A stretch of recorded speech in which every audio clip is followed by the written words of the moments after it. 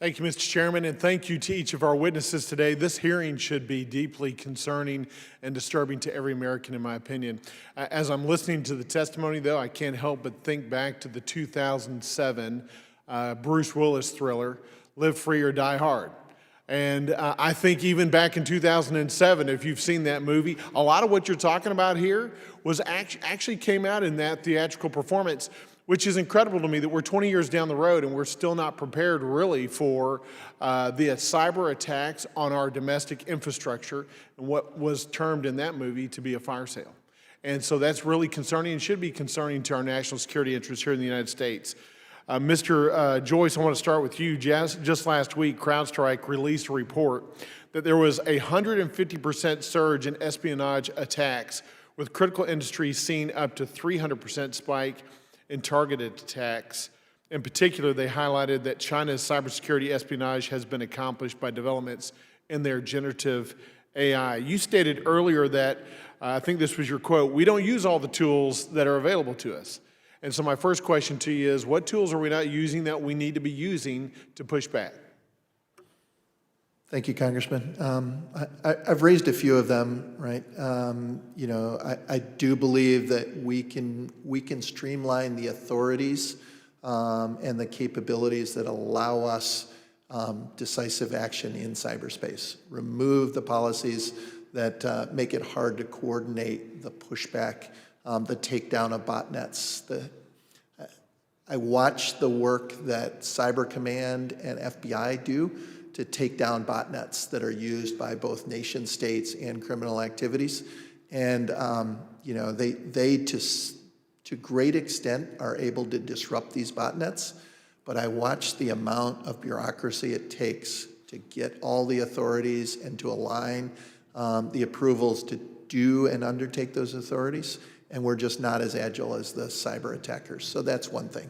The second is thinking about how do we mount pressure on the PRC in ways that it hurts, or other countries like Russia, Iran, North Korea, that it hurts, right? Using the elements of sanctions and diplomacy. And I was serious. I will be convinced that we're using more of our tools when I see diplomatic expulsions over cyber events. Because we don't do that at all today. Yeah, and you were talking about sanctions and diplomacy, and both sides of the aisle today, both Democrats and Republicans, have talked about going on the offensive.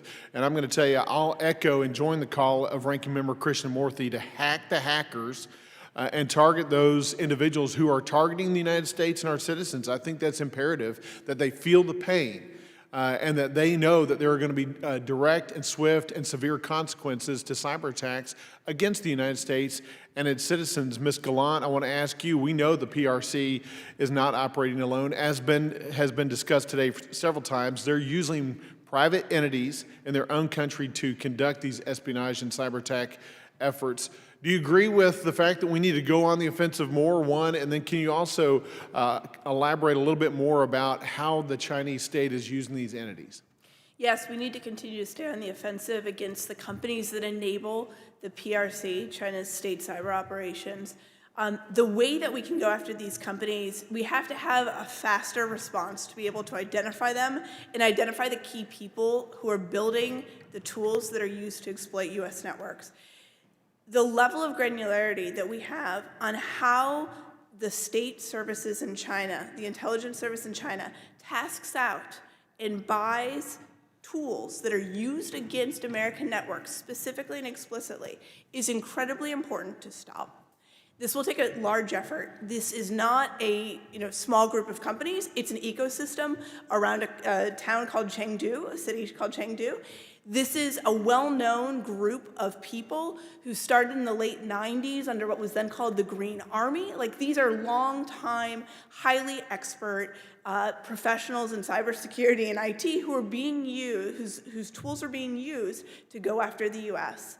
We have to deter that activity going towards U.S. networks. And Dr. Stewart, I'm going to come to you with the last question, because we're talking about people. And you mentioned earlier what we really need is more people in the United States that are involved in this industry, cybersecurity industry, that can help us. How do we attract the best of the best, not just to be educated and learned in this area, then go to the private sector, but also to be in the public sector, in government, to fight back on an intelligence and cybersecurity level, how do we recruit and retain those individuals to work for us in our national security and intelligence sectors? I will add, I don't think we necessarily just need cyber people, we also need engineers that can help build the controls around these systems better for us for the future as well. I think we need to build from a foundation of better education for people to come into engineering and cybersecurity careers, even beginning from high school at this point, to understand the actual importance of this technology. It's not just going into work for a startup or doing that kind of work as well. They can go work for utilities and help keep the lights on every day. That mission is something I've done my entire career, and it inspires me every day. But we need to be able to keep that building and help tell people there are jobs and careers and salaries that can help them sustain a life here as well. So we need to encourage people into this industry, even from the beginning of high school at this point. Thank you all. Mr. Chairman, in conclusion, I'll say in this particular instance, I think a great defense means a really good offense. We need to go on the offensive. Thank you. I yield.